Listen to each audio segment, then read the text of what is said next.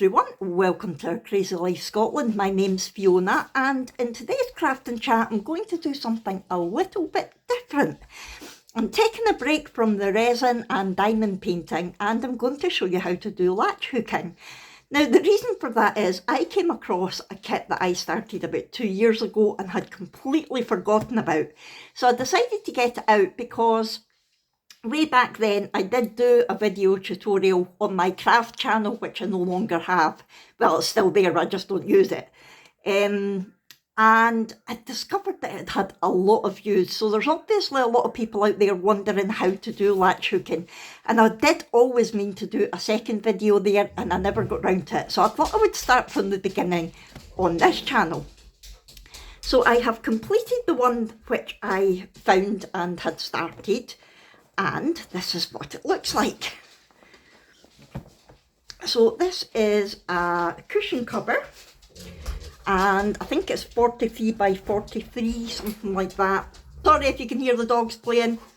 Yeah, I think it's gorgeous. It's a lovely fox. Isn't that sweet? And it's got a nice soft covering on the back, which I've got filthy. It's a good job it's just for me. So yeah, I thought I would show you how to do it. I really enjoyed it when I picked it back up again. So I ordered myself another latch hook kit, and this is what I'm going to use to make the videos. Now I'm going to do this in two parts, and this first part I'm going to take a look at what's in the kit, how to read the pattern, and look at the actual hook itself and how to use it. And then in the second part I'm going to actually dive into starting to complete the cushion cover. This kit I got from Amazon. I will link it for you in the comments below in case you want to get it. You do also get similar ones on Temu, and yeah, so that is what I'm using. Also in the second part of this video, I have decided that I'm going to try, I've never done it before, but I'm going to try to alter the pattern so that one of the reindeer's noses is red, so it looks like Rudolph. I'm not sure how it will work out, but I want to give it a go. So let's dive into it. So part one, the actual kit. Most kits that you get come like this. It's actually a very handy folder, and when we open it up, you'll see there are a whole load of different colours of wool, and each bundle has got a letter on it. So that's E, Q, D. So as you can see, all the different colours have got different letters, and that's important because the colour relates to, or the letter relates to the pattern. So what I always do to start is I just put all the colours together. I'll just do this quickly because it's not difficult.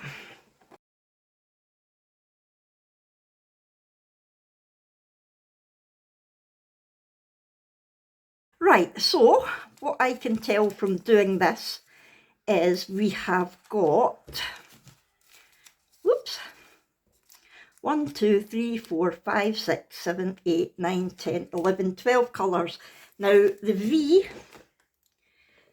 there's loads of them, so I'm just going to leave those ones in the folder just now. And what I did notice is these three bundles were together and those two say F, but this one's not got a letter on it, so it looks to me like the same colour and they were bundled together. So I'm just going to write F on there so I don't forget.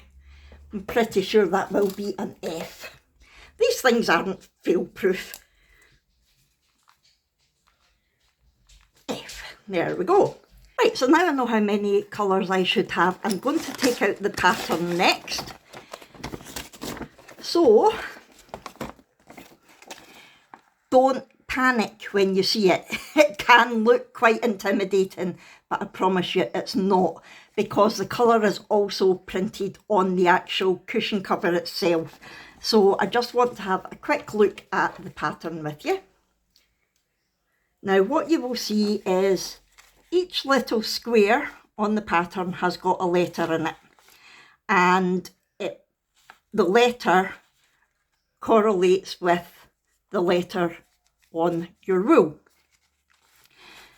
And it's as simple as that. Basically, down here, you've got a load of Fs, so you would just find your F and use that rule.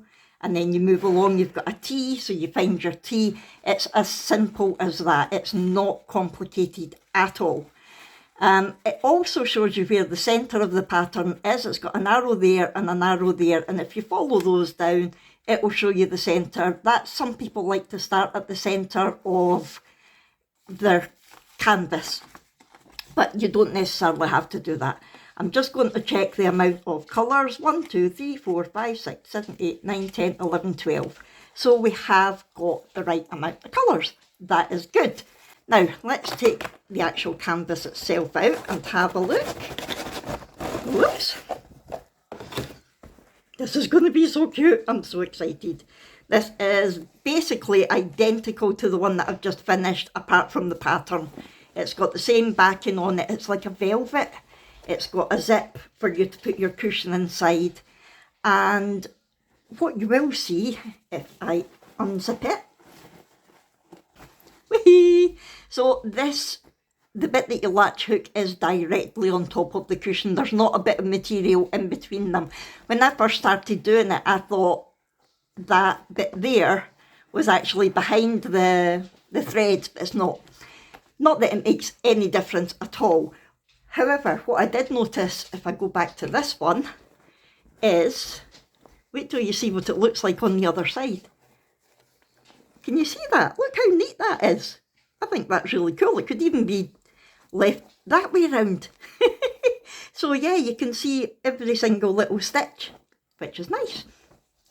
I'm just easily amused. Right, so if we compare the pattern with the cushion, they should be pretty much the same. But one reason that I like to use both, some people just use the canvas, some people just use the pattern. I like to use both because if you were just using the canvas, as you can see, this bit down here is pink, but this bit here is actually dark brown. So the colour on the canvas won't necessarily match the colour on this. Don't worry about it. It's just the way that it is, okay? But you will be able to tell from your pattern that that colour is the A.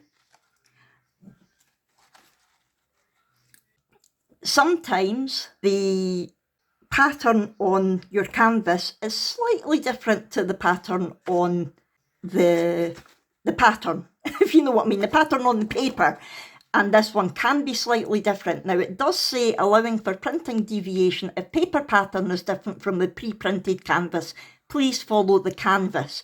So I basically follow the canvas because the one that I've just finished, yeah, there were a few bits that didn't look right. So I followed what was on the actual cushion rather than what was on here. This is just a guide. And yeah, so you're basically using this as a guide so that you know what colour to use where. But you're using your canvas as a guide to where you put the different colours, if you know what I mean. In the second video, I will explain that a bit clearer. So that is the pattern, that is the canvas. Again, it's very big, don't let it put you off. You know, there's no rush on it. It's not a competition to finish it as quickly as you can. It is does it tell me how big it is? It doesn't. You'd think it would somewhere. Am I missing it? Am I being really stupid? No. It looks about the same size as my other one, so probably about 43 centimetres by 43 centimetres. Right, now we've seen the pattern, we've seen the canvas, let's have a look at the latch tool, the latch hook tool. Most patterns will come with a tool, but if not, you can easily get them on their own. I bought a spare pack of tools from Amazon. You get the tools on Temu as well, my other favourite site. And when we look at it, we have got the handle that we hold on to, a long metal shaft, and then a hook at the top, and this bit here moves up and down like a mouth. Okay, so my daughter would say that mine goes like that. 10 to the dozen, giving her a row. So yeah, it moves up and it moves down. And the way that it works to actually use this, it looks confusing. And even when I pulled out the latch hook cushion that I'd forgotten about, I had to look up how to do it again because I'd completely forgot. But once you get the hang of it, it's so easy. So I'm going to show you the way that I do it. Other people might do it differently, but this is how I do it. To me, it doesn't matter whether the hinge is up or down when you start. I'm not actually going to do it with the thread just now. I'm just going to do it to show you how it looks. So if it starts closed or open, it doesn't matter. You're going to put the hook under one of these horizontal lines. So when you put the hook under like that, even if it's already closed, it opens. So it's now open, okay? Then you put your rule there, and as you pull it out, the little mouth part closes, and that's what pulls your rule through. Okay, so I'll show you it with the tool open. So you go under, like that, your rule goes there, and then as long as you make sure when you're pulling it out that the canvas catches that little hook to close it, like that. And it will become more clear once I actually do it with, in fact, let me just show you a bit. I'm not going to pay attention to colours or anything, I'm just going to take a bit of wool to show you. So, what I do is they're all pre-cut to the same or very similar length. Some of them are a bit longer than others, but don't worry about that. What you do is you wrap your wool over the top of the hook so that it's like two little legs walking, okay? So your mouth's up here and your legs are walking down there. You're going to put it under just the one bar that you're wanting, whatever colour that is. You put it up so that your hook's open. Then I pull it down so that it starts to close slightly, and as it starts to close, I put his feet in his mouth and pull it. I'm good at putting my foot in my mouth, that's why I think of it like that. I'll show you again. So, wrap it over the top, so you've got your little legs walking, your little mouth, and have your hooky bit, the bit that moves the latch, facing the same way as your legs. Go under till the latch is right through, start pulling it through, put your feet in your mouth and pull, and then you can pull them tight. And that is basically it. That is how you do it. They are stuck there now, unless you take them off, but I'll show you how to take them out in the next part. I think basically that is everything that you need to know in this part. We have looked at what you get in the kit, what the paper pattern looks like, what the canvas pattern looks like, how your latch hook works, how to sort out your wool, and I've showed you very basically how to put the wool on the actual canvas. So I'm going to leave this part here, and if you are ready, then you can move on to the second part. If not, if there's anything you're not sure about, you can either watch this part again or get in touch with me in the comments below. I will always answer your questions as long as YouTube lets me see the comments. So yeah, if there's anything that I've been unclear about, please let me know, because sometimes when you're doing a tutorial, you forget that you know things and you just assume other people do when they don't.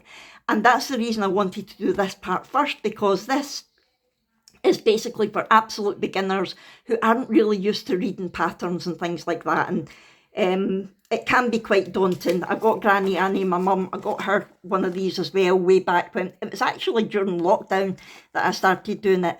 And she took one look at it and went, no, don't know, can't do it, and panicked. But when I actually broke it down for her and showed her how to do it, she was fine.